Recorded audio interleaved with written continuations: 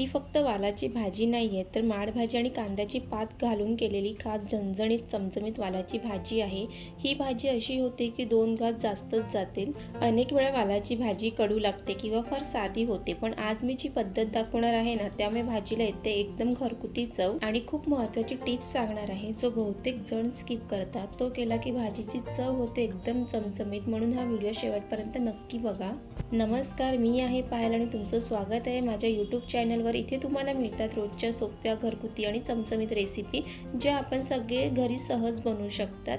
त्यासाठी तुम्ही हा चॅनल आतापर्यंत सबस्क्राईब केला नसेल तर सबस्क्राईब करून घ्या आणि व्हिडिओ आवडत असतील ते एक लाईक करा आणि कमेंटसुद्धा करा.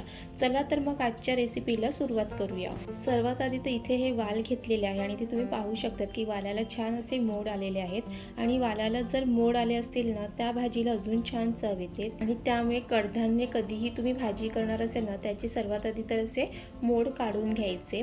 चला तर मग इथे बाकीचे साहित्य पाहून घेऊया.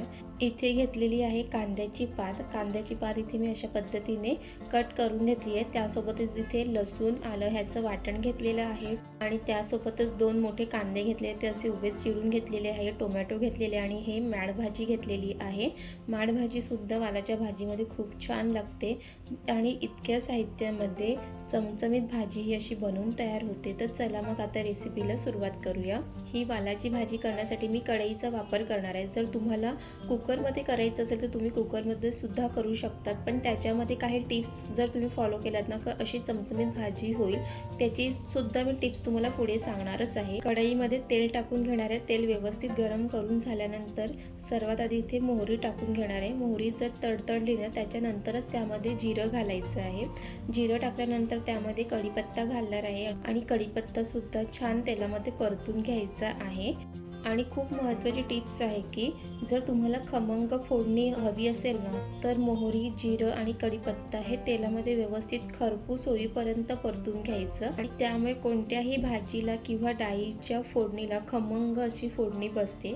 इथे त्यानंतर यामध्ये उभा चिरून घेतलेला कांदा घालणार आहे आणि कांदा व्यवस्थित परतून घ्यायचा आहे. कधीही वालाची भाजी करणार असेल ना, तर त्यामध्ये कांदा थोडा जास्तच घालायचा आणि तो सुद्धा असं उभा चिरून घालायचा, कारण जेव्हा आपण वालाची भाजी खातो ना, त्यामध्ये कांदा खाण्याची एक वेगळीच मज्जा येते.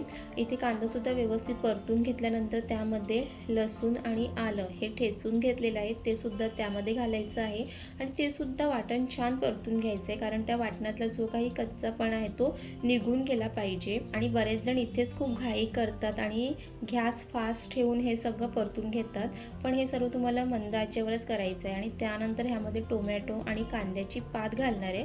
मी कांद्याची पात थोडीशी ठेवणार आहे, ती नंतर घालणार आहे. आणि कधीही वालाच्या भाजीमध्ये तुम्ही कांद्याची पात घालणार असेल ना, ती जास्त अशी बारीक नका कापू. ज्या पद्धतीने मी कट करून घातलेली त्याच पद्धतीने तुम्हाला कट करायची आहे. आणि त्यानंतर टोमॅटो आणि कांद्याची पात व्यवस्थित मिक्स करून ते सुद्धा व्यवस्थित त्यामध्ये परतून घ्यायचं आहे. आणि आपल्या चॅनलवरती वाल आणि कांदा ह्याची सुद्धा खूप छान रेसिपी आहे, तर तुम्ही नक्की जाऊन तिथे बघा. ती रेसिपीसुद्धा तुम्हाला खूप छान लागेल आणि ती तितकीच खूप चवीला छान सुद्धा लागते. आणि कांद्याची पात आणि टोमॅटो छान त्यामध्ये परतून घेतलेला आहे आणि टोमॅटोसुद्धा चमच्याने असं फोडून घ्यायचं आहे. चला तर मग आता त्यामध्ये सगळी मसाले टाकून घेऊया. त्यामध्ये घालणार आहे चवीप्रमाणे मीठ, घरगुती मसाला, काश्मीरी मसाला, हळद आणि गरम मसालासुद्धा त्यामध्ये घालणार आहे. आणि तुम्हाला वालाची भाजी किती चमचमीत झणझणीत पाहिजे त्याप्रमाणे तुम्ही त्यामध्ये घरगुती मसाल्याचा वापर करायचा आहे. आणि त्यासोबतच त्यामध्ये मी इथे वेज गरम मसाला टाकणार आहे. आणि हे सर्व मसाले टाकून झाल्यानंतर लगेच मसाले सर्व परतून घ्यायचं आहे. आणि तुम्ही आतापर्यंत आपल्या चॅनलला सबस्क्राईब केलं नसेल किंवा तुम्ही आता आपल्या चॅनलवर नवीन असाल तर लगेच चॅनल सबस्क्राईब करून घ्या. तुम्हाला अशा सोप्या घरगुती पद्धतीच्या रेसिपी बघायला मिळतील, ज्या अगदी सोप्या असतात. चला तर मग इथे सर्व मसाले व्यवस्थित इथे परतून घेणार आहे. आणि आता तर हिवाळा सुरुवात झाली आहे, म्हणजे बाजारामध्ये कांद्याची पात आणि वेगवेगळ्या पालेभाज्या नक्कीच मिळतात, तर त्यामुळे तुम्ही अशा घरी कांद्याची पात, माडभाजी हे सगळं आणून तुम्ही अशा पद्धतीने एकदा नक्की रेसिपी ही ट्राय करा. इथे सर्व मसाले व्यवस्थित मिक्स करून झाल्यानंतर इथे मी मोड आलेले वाल टाकून घेणार आहे आणि त्यासोबतच त्यामध्ये माडभाजीसुद्धा टाकून घेणार आहे. आणि हे सर्व एकदा व्यवस्थित मिक्स करून घ्यायचं आहे. आणि त्यासोबतच मी बाजूला थोडीशी काढून ठेवलेली कांद्याची पात त्यामध्ये घालणार आहे आणि हे सर्व एकदा मिक्स करून घ्यायचं आहे. आणि तुम्हीसुद्धा अशा पद्धतीने वालाच्या भाजीमध्ये माडभाजी किंवा कांद्याची पात टाकून अशी भाजी बनवलेली आहे का, हे नक्की मला कमेंट्स करून सांगा. आणि जर तुम्हाला माडभाजीची सुद्धा रेसिपी बघायची असेल ना, तर आपल्या चॅनलवरती ते सुद्धा आहे, तर तिथे जाऊन तुम्ही ते सुद्धा बघा, किंवा मी डिस्क्रिप्शन बॉक्समध्ये त्याची लिंक देईल, तर तुम्ही तिथे जाऊन बघू शकतात. तर चला तर मग इथे हे हलक्या हाताने व्यवस्थित मिक्स करून घ्यायचं आहे.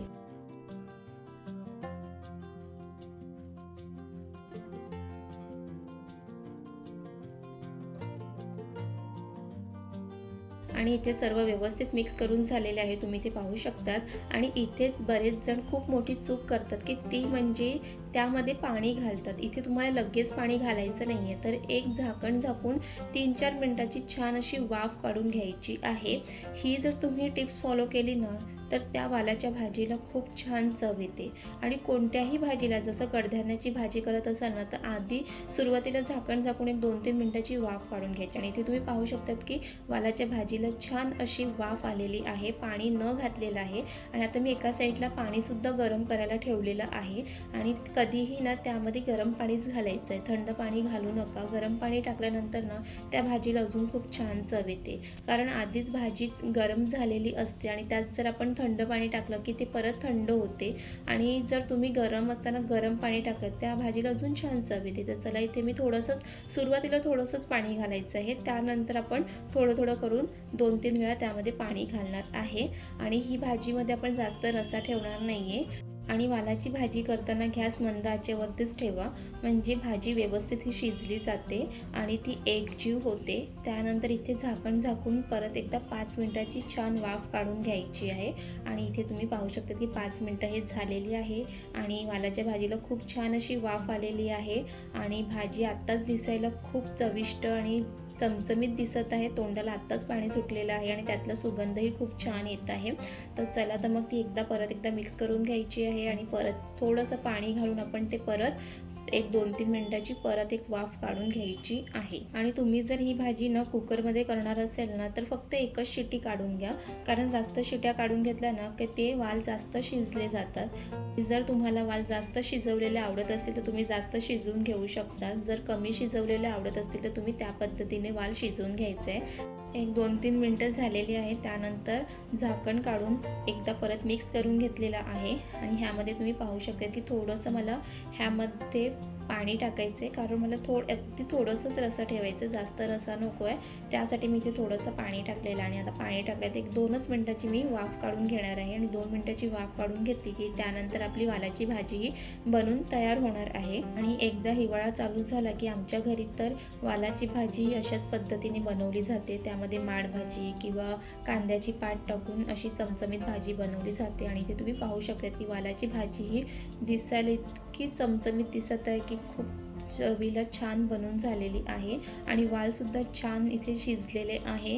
आणि चला, मग इथे आता भरपूर अशी हिरवी कोथिंबीर टाकून घेऊया. आणि ही भाजी बनायला जास्त वेळसुद्धा लागत नाही, फक्त 15 मिनिटात ही भाजी बनवून तयार होते. आणि अशी चमचमीत भाजी, वरण आणि भात आणि त्यासोबत चपाती, हे कॉम्बिनेशन खूप छान आहे. तुम्ही ह्या भाजीसोबत 2 घास नक्कीच खातील, इतकी ही चवीला भारी लागते. कारण ह्यामध्ये तुम्ही माडभाजी आणि कांद्याची पात टाकली आहे ना, त्यामुळे वालाच्या भाजीला अजून छान चव आलेली आहे. आणि तुम्हीसुद्धा एकदा नक्की अशा पद्धतीने वालाची भाजी बनवून खा. नेहमीच एका पद्धतीने खाऊनसुद्धा वालाची भाजी कंटाळा येते, तर अशा वेगवेगळ्या पद्धतीने नक्कीच बनवली पाहिजे. तर आजची तुम्हाला रेसिपी कशी वाटली हे नक्की मला कमेंट्स करून सांगा. आणि आवडली असेल तर छान कमेंट्स करा आणि चॅनलला सबस्क्राईब करा.